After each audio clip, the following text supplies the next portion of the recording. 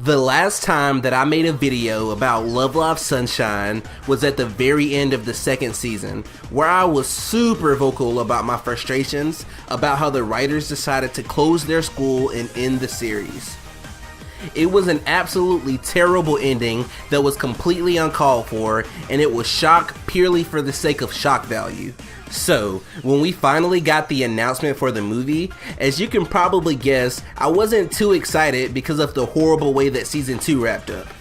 So, needless to say, going into this movie, my expectations were super low because I expected it to be mediocre at best. But boy, was I wrong. This movie was perfect. Now, when I say perfect, I don't mean that this movie is flawless. This movie definitely has its faults that I won't touch on too much here.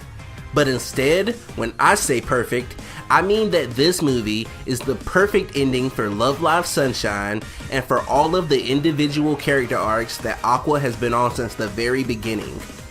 So, before we go any further, needless to say that this video will contain heavy amounts of spoilers. So if you have not watched this Love Live Sunshine movie, you need to right away. It's absolutely perfect, and I can't recommend it enough. But yeah, go ahead and leave this video because you're about to be heavily spoiled. Now that that's out of the way, let's start with the very beginning of this movie. We pick back up right where season 2 leaves off. The girls have their final performance at the school, and then the school closes, and the third years leave. Chica and the others start to wonder what to do next now that 3 of their members are gone. They decide to try and continue Aqua with only the 6 remaining members, and decide to check out their brand new school. They arrive, and to their surprise, it's an old rundown school building that the new school decided to stick them in because they didn't want the girls to besmirch their good name. So, to protest this, the 6 members of Aqua decide to perform at their new school's talent show and show everyone that their school students are just as hardworking as they do, and they do their absolute best. Unfortunately though, this ends up backfiring on them. This is the first time they've tried to perform without the third years, and they end up failing miserably. They realize that they can't move forward as a group this way, and they decide to call Saint Snow to come and watch their practice to see if they can figure out what's going on. After watching their practice, Sarah gives them the answer that they probably knew all along. The reason that they're failing so miserably is because they're missing Kanan and her rhythms and dance, Mari's marvelous singing ability, and Daya's stage presence and brilliance. Now, I want to touch on this a little bit more later, so keep it in the back of your mind for now. All of a sudden, they get interrupted by a helicopter almost running them over, which turns out to be Mari's mom, who informs them that Mari, Hagu, and Desua have gone missing in Italy, and she wants the girls to go and search for them. Sarah tells them to go because it'll be the perfect chance for them to talk with the third years about what to do next with Aqua. So the girls get on a plane, fly to Italy, and after getting a mysterious call, they find the third years.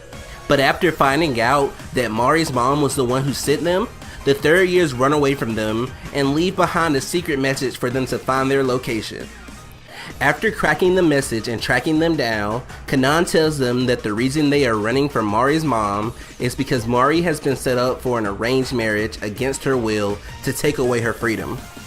It turns out that Mari's mom doesn't like Daya and Kanan because thanks to them, Mari doesn't listen to her and she can't control her life.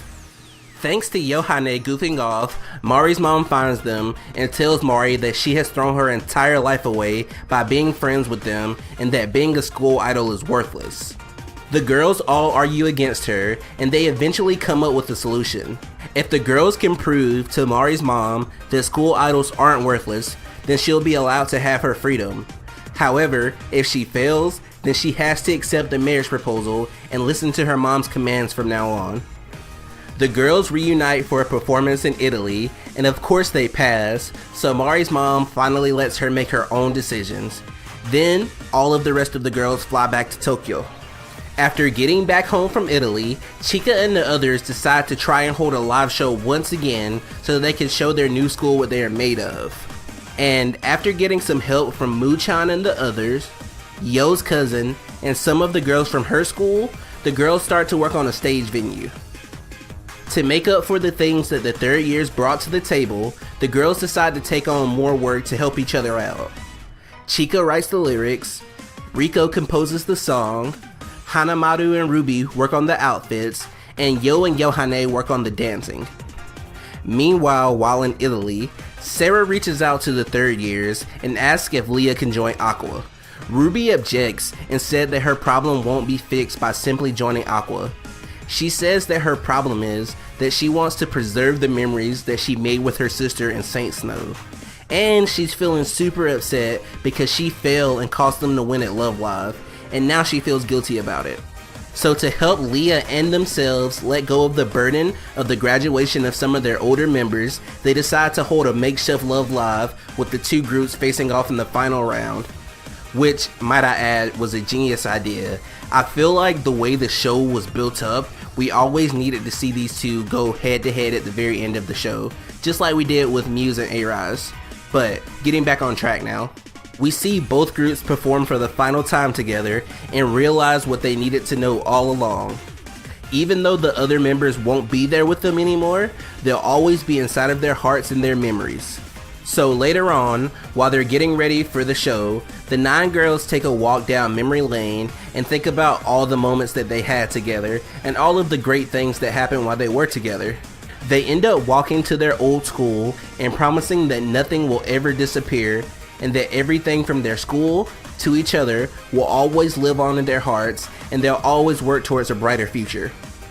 The movie ends with the new 6-member version of Aqua putting on a show for everyone in their new school's town. Mari, Kanan, and Daya watch the girls for about half the song and then turn and walk away.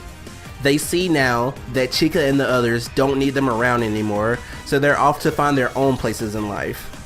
And I'll be just completely honest with you, the entire last song had me in tears the whole time. It was beautifully executed and masterfully done.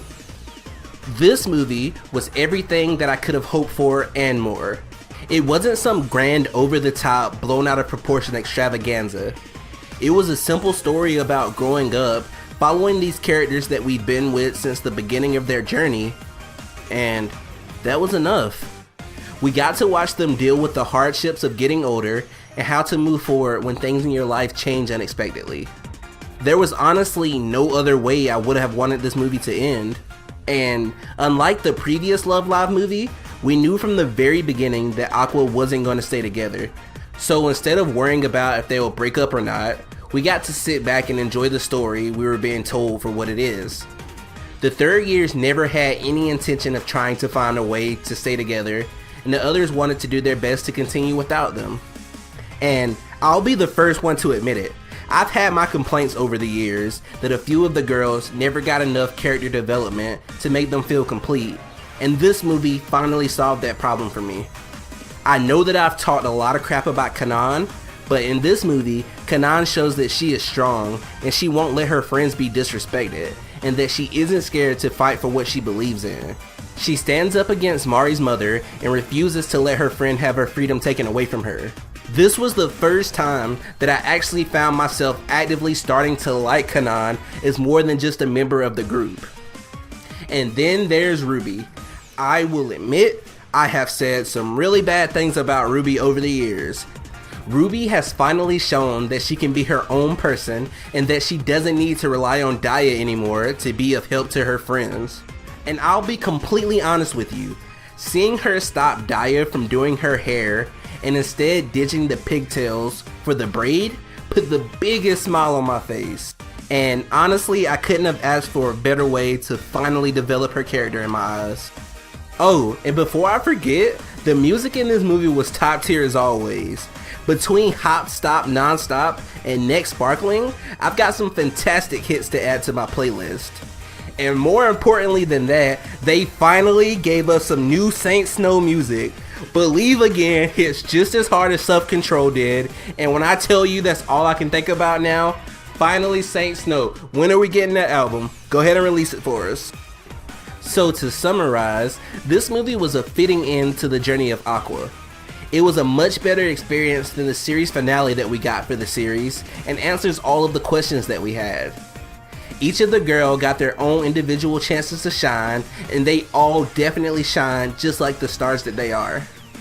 I'll never forget these girls, and even though this is the last time we will see them together, they have given me so many fond memories and moments of genuine happiness that I'll always smile when I think about them.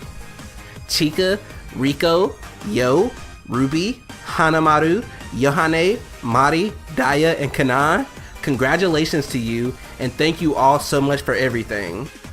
So on that note, this will most likely be my final Love Live Sunshine video. I just want to say it's been a great 3.5 years discussing these girls, and I'm just glad that my final send-off to them gets to be a positive one. So what do you guys think? Did you enjoy this movie as much as I did? Did you think that the ending was perfect, or would you have done something to make it better? Please comment down below and let me know what you guys think. Also, be on the lookout for another Love Live related video coming sometime later this week. But hey, until the next video guys, best wishes.